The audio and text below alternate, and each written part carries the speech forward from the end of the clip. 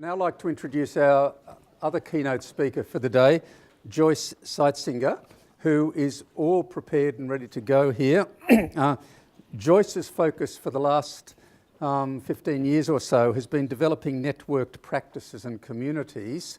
And Joyce, I'm gathering that that 15 years ago, 1999, technologically things were a touch different. So looking forward to hearing this. But firstly, tell me, Academic Tribe, why the name? I'm intrigued. Oh, because I think online we are kind of reverting to tribal tendencies, and people are sticking together in finding their own tribes of like-minded people, but like-minded practitioners as well. And so that's one thing that we're trying to facilitate, is to connect all of those people together. And there's a little bit of a hint there as well about fighting the increase in casualization, particularly in higher education staff, and giving those people another platform to come together. Right, thank you for that. Please welcome Joyce.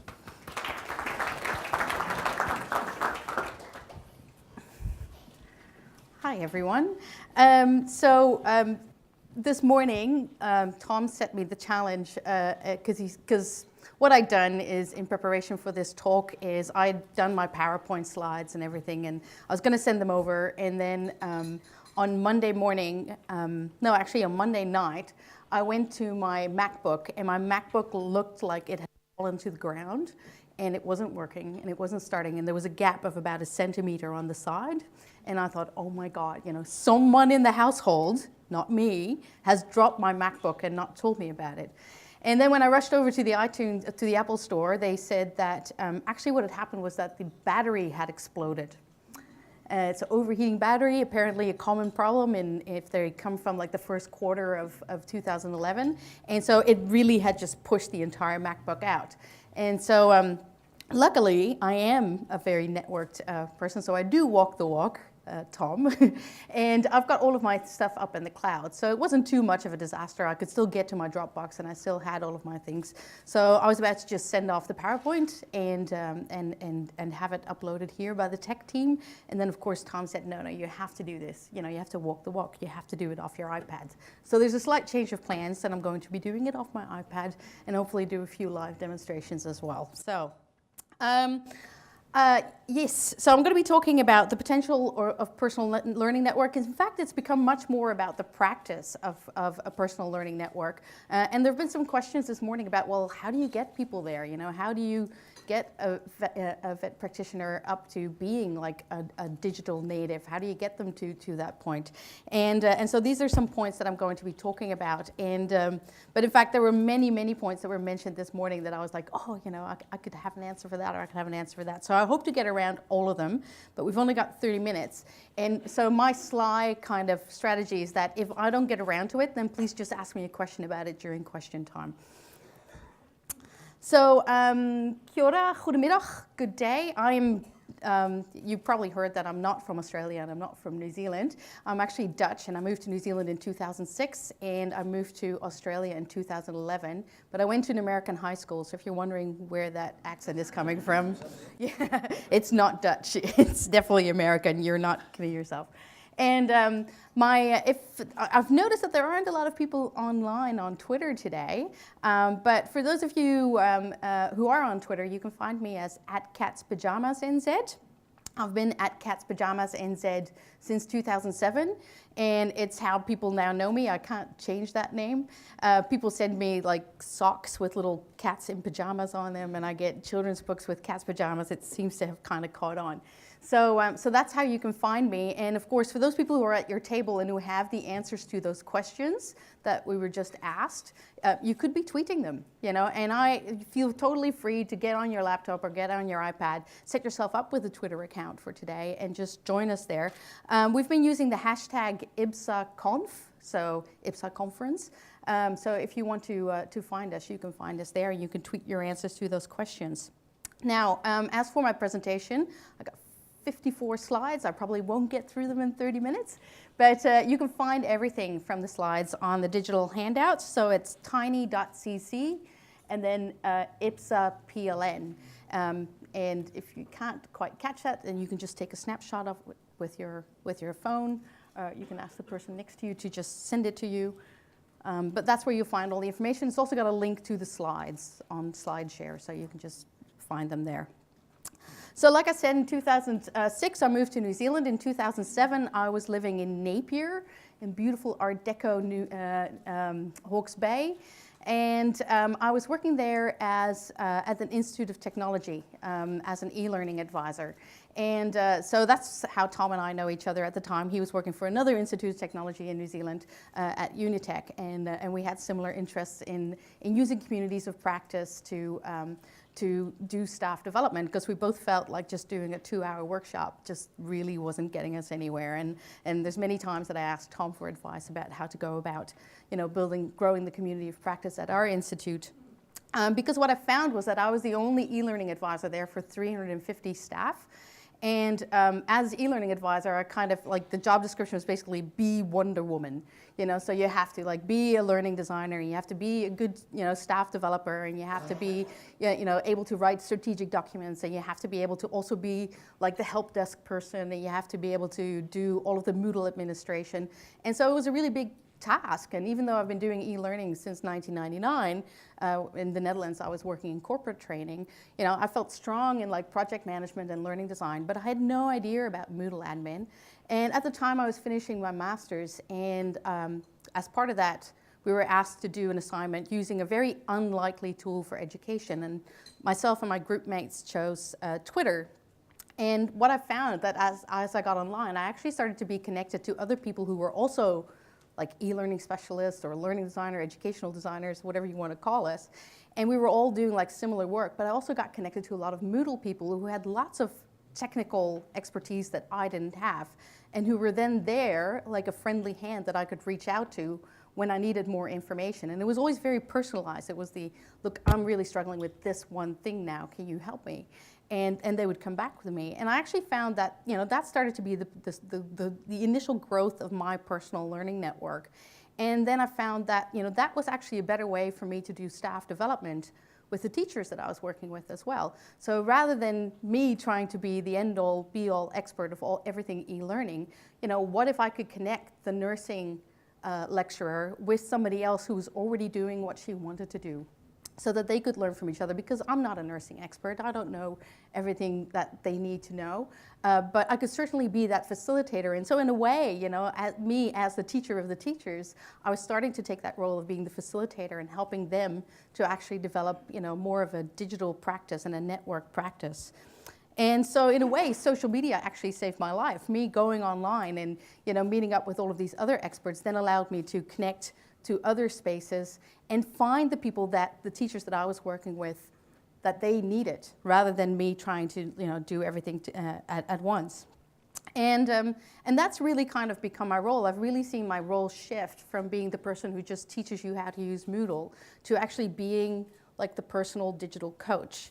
And last year I worked on a project called Research My World while I was at Deakin University. And we were working together with these researchers who were crowdfunding a research project. So they were going online and running a crowdfunding campaign in order to generate money to do research. And they were really putting their careers on the line and stuff. And I came on board as a digital coach and just kind of tried to help them throughout those 3 months that they were running their campaign in order to kind of become digitally savvy, and in the end it worked. We had 9 projects that started, and one of them kind of immediately flaked out, but out of the other ones, 7 came in, and we generated something like $60,000 of research funding. But besides that, the real gain that we got from it was the fact that without fail, all of the researchers that engaged also said, I'm going to be using this in my classroom. And so it was that having that personal experience of doing it for something that they really cared about their research and about their research topic, then gave them the reason to actually engage with these social media tools in order to say, all right, now I feel confident enough for me to apply this in my teaching practice. And so what we're seeing is really an interesting development. If you look at 2000, 2001, what we were doing is that, as institutions, we were setting up Moodle, we were setting up Blackboards, we had an LMS, and basically for teachers, that was like the place where they went online. A lot of people went, and it's been really good actually coming after all these other speakers, because Jilly and Andrew and Tom have all shown you the stats about the growth of mobile and the growth of technology, et cetera, so I don't really need to do all of that. But what we see is that, we used to be in these very closed and isolated environments, which were great for what we needed it for at the time. You didn't want someone to have to learn how to do HTML code and then learn how to, use an FTP protocol to actually upload it to a server and connect to that server. So having Moodle and having things like Blackboard in 2000 to about 2005 totally made sense. But I think we can really scale down how we use those kinds of tools now and very much use them as a learning management system while the actual learning might be happening somewhere else. And we've heard this morning about some of the tools where that might be happening. So I can skip this slide because you guys did all this work for me about the rise of mobile.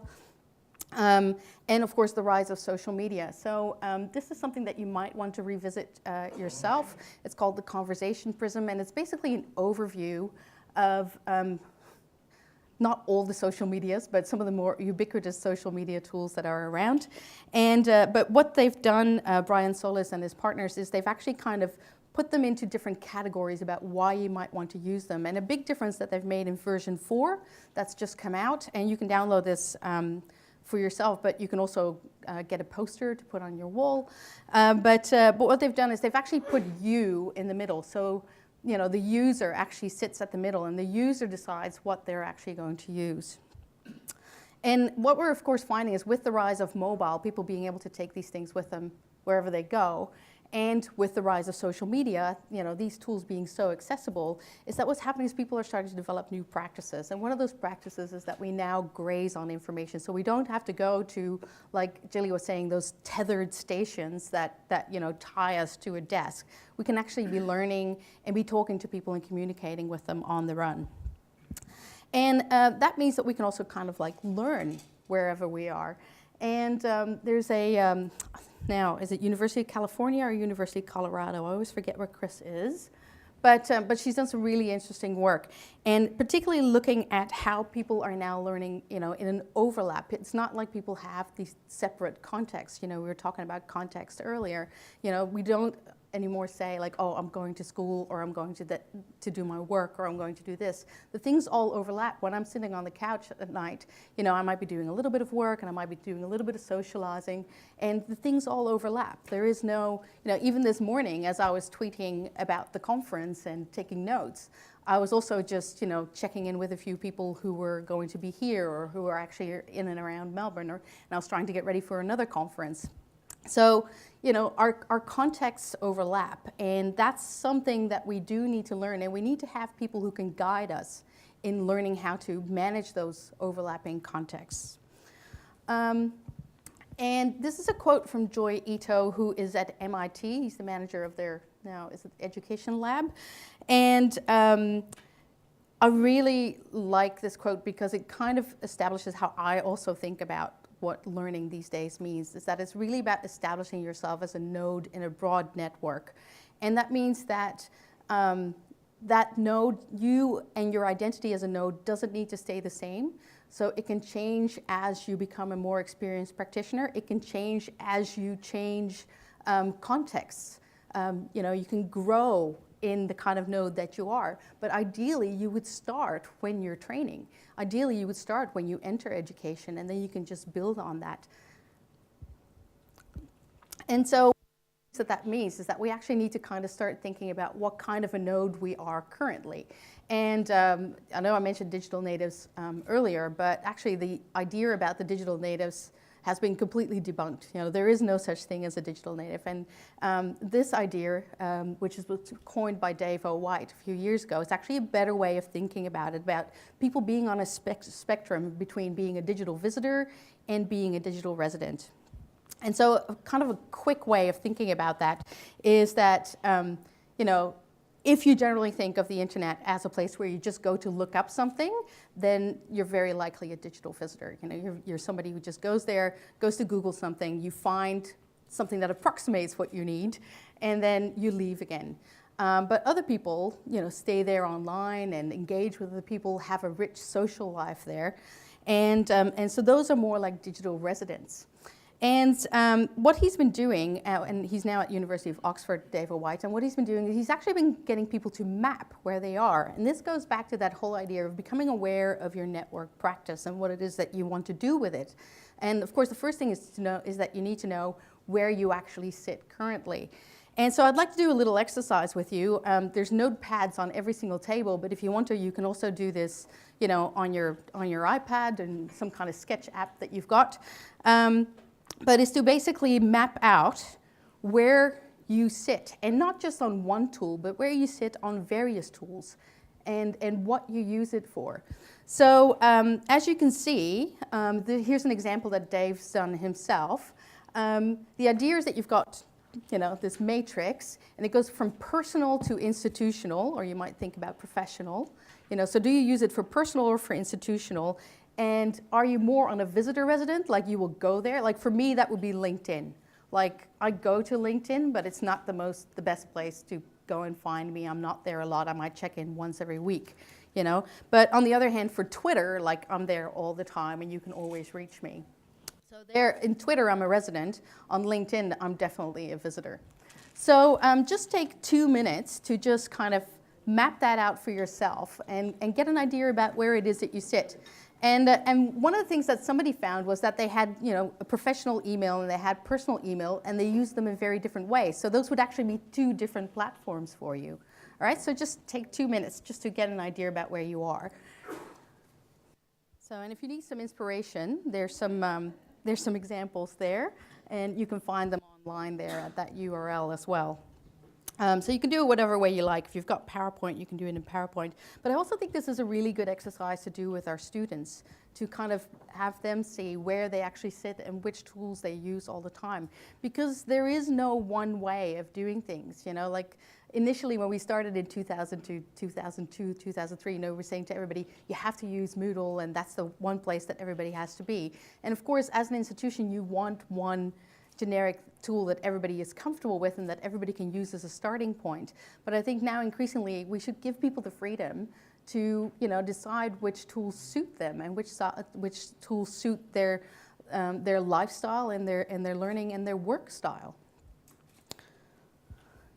And so you can kind of expand that and think about, okay, well, so that's where I am, but how do these things all fit together? And a friend of mine, Professor Alakouros, he's been doing a lot of work. In fact, his entire PhD was, he does teacher training, and his entire PhD was about kind of mapping what this new way is that teachers have of engaging with their colleagues. And so he had like the standard kind of, who a teacher engages with, and included things like colleagues and popular media and curriculum documents.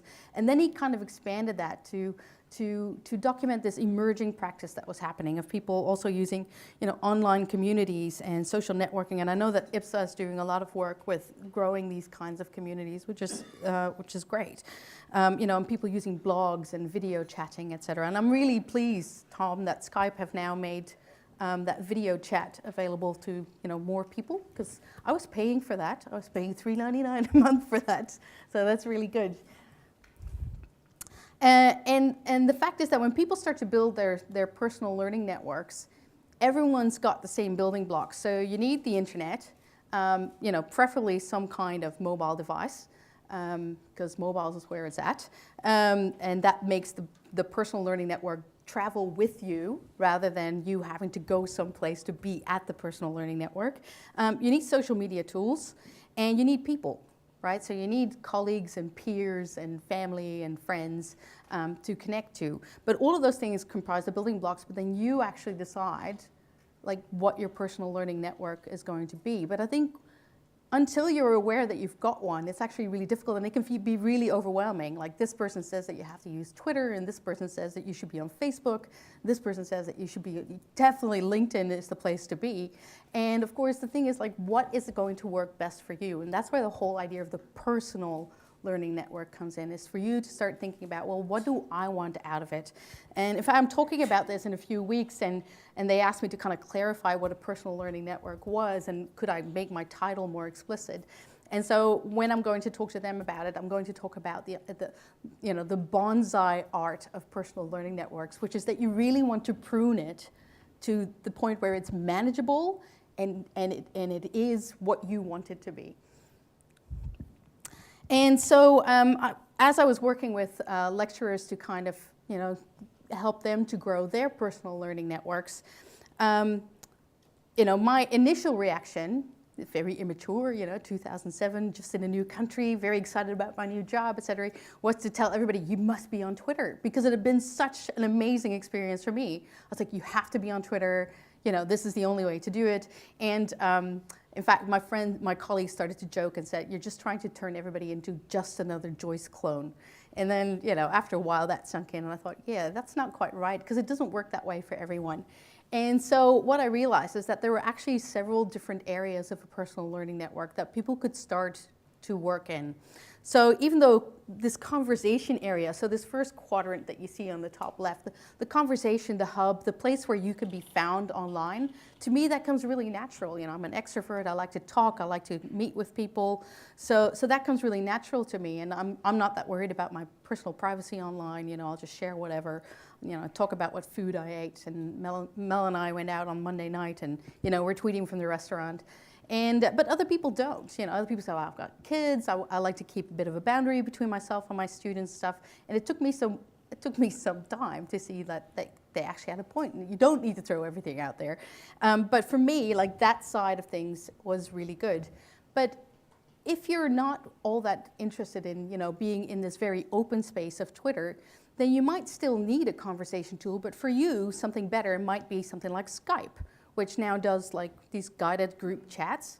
And so you just connect to just those few colleagues that you want to talk to and that you want to have an open channel to, but you might not choose to broadcast and open it to the world.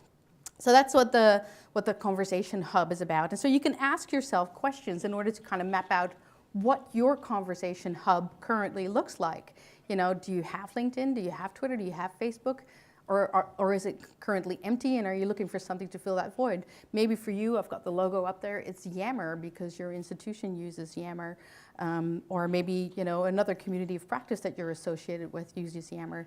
So there's lots of different ways that you can think about this conversation hub idea, but it's like, what is that for me, and is it doing for me what I wanted to do? So there's several different places where you can go for that. Here are some of the most common ones. There's Google+, where people profile themselves. There's LinkedIn, there's Facebook. But there's also some places where you can go and actually establish quite a small identity for yourself, but where you become highly findable. And About.me is one of those places. So you can go there, and within about 5 minutes, you can set up a personal hub. Basically, you upload a picture or you use one of the pictures that are already up there. They've got some really nice landscape and nature things. And then you just say a little bit about yourself. And then, crucially, you connect it to other places where people can find you or can find your work. So if you are on LinkedIn, you can add LinkedIn to it. If you are on SlideShare and you regularly share your slide decks, then you can go there. And of course, for me, that's Twitter, and I go to Twitter. And I don't just go to Twitter just to talk about what I do, but I actually go to Twitter to interact with other people and find out what they've been doing. So here's what the demo comes in. So what you see here is a screenshot of PhD chat. But for today, I've actually been tweeting as the IBSA conference. So I've used that hashtag IBSAConf, which you see in that column there on the right. And so as you can see, I'm not the only one who's been tweeting about it. Some people from outside this room have been tweeting about the IBSAConf as well. And Tom's been tweeting from it, and Mel's been tweeting from it. And we've got a few people in the room now as well. And so that's another place where you can go, and you don't even need a Twitter account for this. You can go to Twitter and just do a search for IBSAConf. And you're going to find all of these shared notes that are there. And that's one of the ways that I use Twitter, and one of the ways that conversation even if I'm not participating in the conversation, can still be of benefit to me as a practitioner. And so that means that the role of the institution then needs to take a role in that idea of building a digital identity. So a lot of students already come to you, they've got Facebook prowess, they've got Twitter, they've got Snapchat, but they actually now need to learn how to develop that. And the work that Catherine is doing is very much at the university level, but I think it translates to, also that vocational level of, people having to develop an identity as a citizen, or as a student even. And Etienne Wenger, he did an update of his book or of his work on communities of practice. He wrote a book together with John, I forget what his name is, and Nancy White, called Digital Habitats, in which they talk about, helping people to kind of negotiate this productive identity, becoming this person who is digitally capable. And I think Jilly absolutely had a point this morning when she says, I think at some point this goes for every single job that there is around today. You're always going to need to have some digital capabilities. So I'll just quickly go through the other quadrants, and then I'll leave my my badges thing for the question time, I hope. In terms of, if you're not that interested in starting in that conversation quadrant and in being very visible online and very vocal online, then there are other areas of your personal learning network that you can start. And so again, these are things that you can map, and the questions there are for you to kind of think, well, where do I sit with this? What am I doing in this space? And so I've been doing a lot of work for my PhD around digital, or what I'm now calling social curation, which is where people actually find information and share information for a social purpose. So whether it is in order to be part of a community of practice, or whether it's to be a learner, or whether it is to interact with their peers, but people find and share information publicly, or they collate it personally, and then they might put it in something like the learning management system in order to use it for their teaching process. And so curation really comes down into two different things. There's information streams, and there's the actual curation of where you then keep all of that information. Because we all know that getting information off the internet is like taking a drink from a fire hydrant. It's basically got like the 4 steps of discovery, selection, collection, and sharing. And so what you want to do is you want to make sure that you set up a discovery process for yourself. And again, I've suggested some tools there, but it could be whatever it is. For some people, it's an email list. You've got your industry email lists, et cetera, which is what brings the information to you. But it's very it's a real shift from being a digital resident to being a digital visitor when you set up information streams that bring information to you, that are customized so that you're aware of what's happening, rather than you going to Google and just typing in some search terms. That's a very important step. And so, for a student, one of their information streams will be the learning management system. But it might only be one.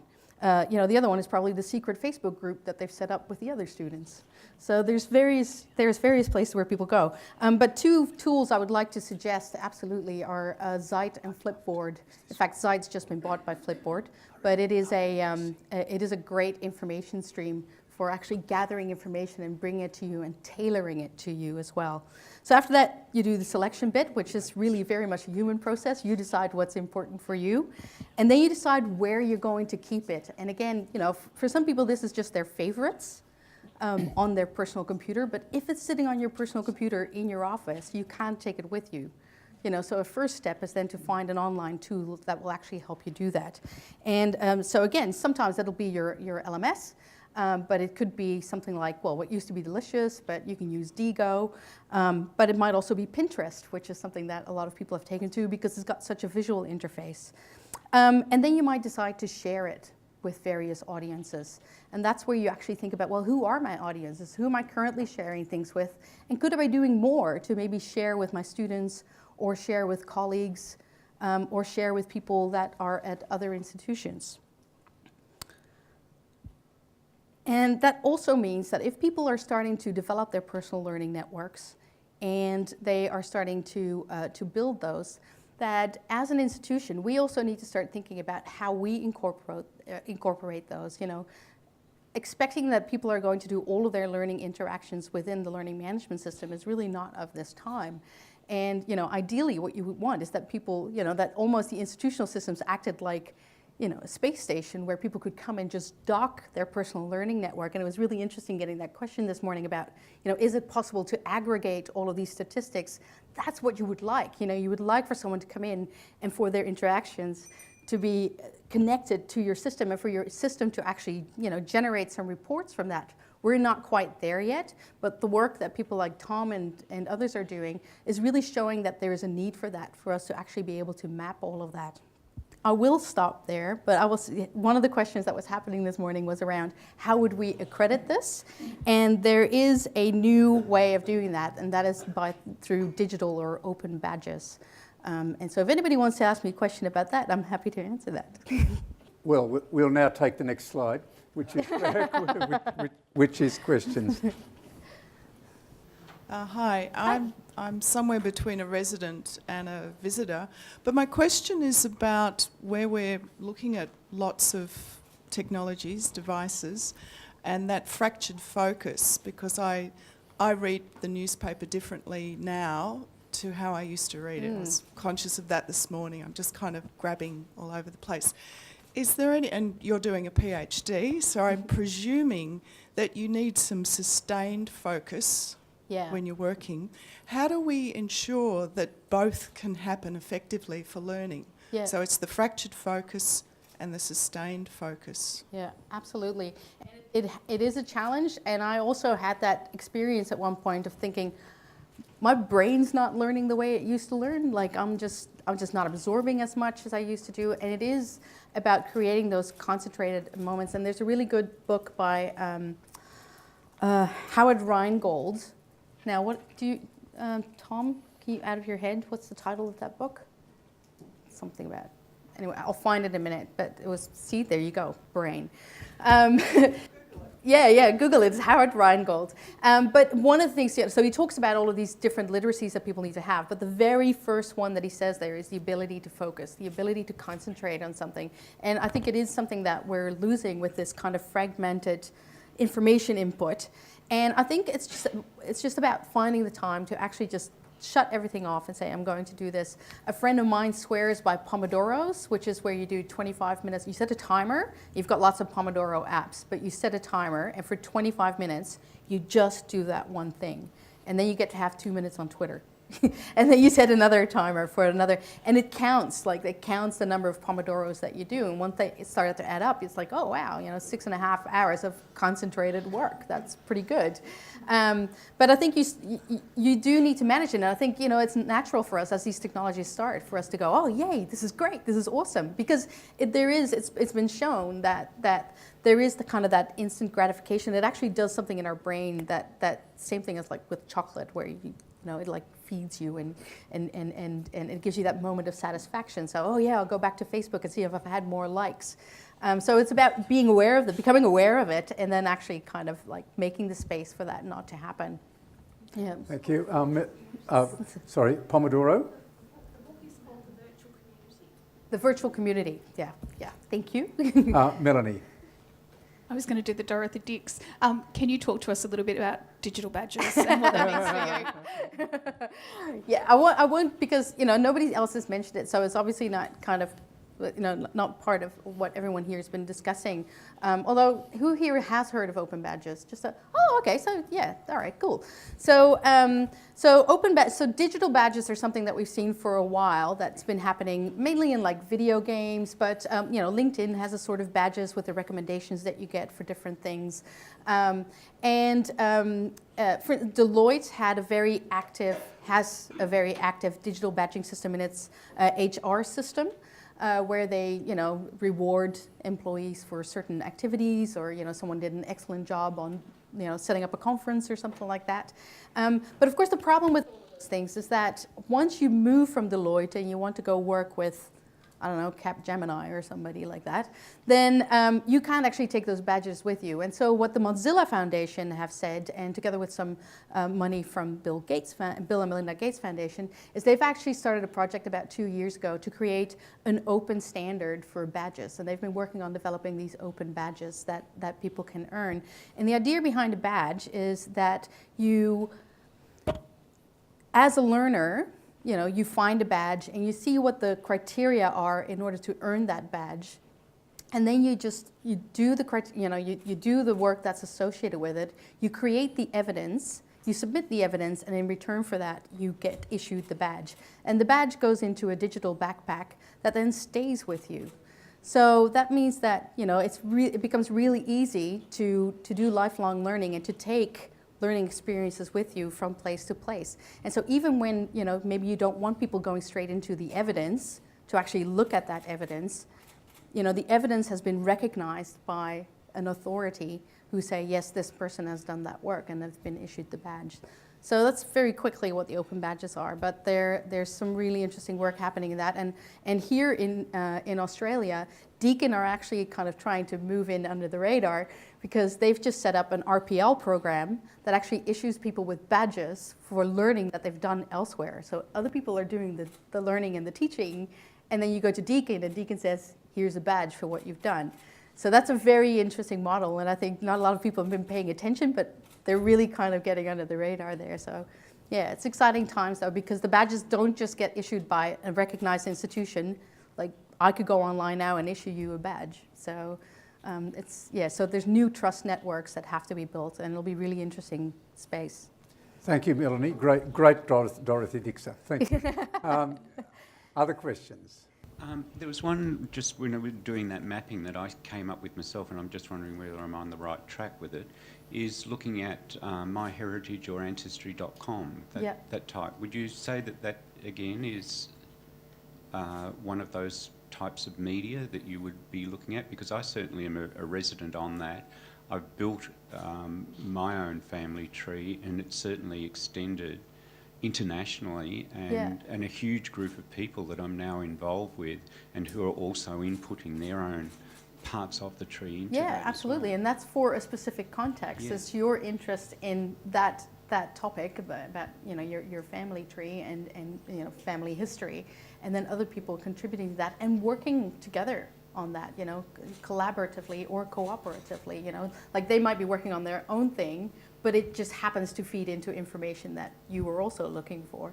So absolutely, that is one area. But the skills that you pick up there are then skills that you can apply once you start interacting with other communities of practice. So that's one of the things that I certainly found out from that research project that we did, is that once people learned the skills somewhere, they then, and for a personal interest, they were then able to see the potential for other things. And that's what Tom was saying this morning as well. He tries to work with people on getting their own personal kind of skills up. Oh, now I can send a picture to my grandma in the UK. But that once you know that, you can then see the possibility. And I think, as e-learning advisors for a long time, we were telling people, oh, just use this tool. You'll love it when you use it. And now it's actually like we're trying to flip it around by saying, look, this is going to solve a problem for you, and we'll solve one problem. And then you can see how else you're going to use that solution. Yeah. Thank you. Right over the back there. Look, most of these sites have terms of reference, which means you assign your rights to your life, text, images, to those corporations that own them. Does this have any impact for using e-learning? Does it have impact for students in the 21st century? Yes, it does, in that if you want to abide by those terms of reference, if you want to use the tool, you're going to have to sign up for the terms of reference. There's no negotiating with those. You're just going to have to sign up for it. And so it's something that as educators we certainly need to be aware of, about how much that is, how much that platform or that vendor is actually using that information. And there was an interesting piece of news at the end of last week, which is that Google has now said that for their Google Education packs, they're going to turn off. So are they turning off all of the data collection on those, or were they just going to turn off the advertising on the student accounts? It was an interesting one. But there is a little bit of pushback there, where people say, well, if we're using your products for educational purposes, we would actually like different terms of reference. I think it's something that maybe if the educational institutions band together and start making a fist, they could and start negotiating, they can actually achieve some differences there. But I think as an individual educator who's ready to kind of pilot this, you're not going to be able to take on something like Facebook. That will determine your choice of social networks that you use, depending on their terms of reference. So for us, we'd only use photo and video sharing sites that have an anti-porn policy. We wouldn't use ones that allow pornography. You'd just be shooting yourself in the foot. Yeah. But the other thing is also why we don't use Facebook, personally, in teaching and learning, because of their approach to personal information is that you don't have any. And so it's all owned by Facebook, and they do what they like with it. So, yeah, you got to choose wisely, I suppose. It's a bit like that Raiders of the Lost Ark movie. You remember that, with the choosing the goblets? Yeah. Choose wisely, yes. Yeah. Time for one more question, if there is one. Michael Hall. Microphone is just there. Thank you. Boys and girls, I believe, are slightly different. I'm a Facebook person because I'm visual and it's easy and I can put pictures and comments on it. Girls, I'd imagine, would go more for Twitter because it's, I don't know. Has there been any work done on that? No. I wouldn't say girls are more on Twitter. It's one thing we have found, for instance, one thing we've seen is that that Pinterest has definitely had a higher. So Pinterest has definitely had a higher rate of women using it, and maybe because it suited the kind of content that they like to share. However, for instance, there's a site called Etsy where people sell crafty things, and so until now, that's really been a lot of crocheted things and handmade skirts and things like that.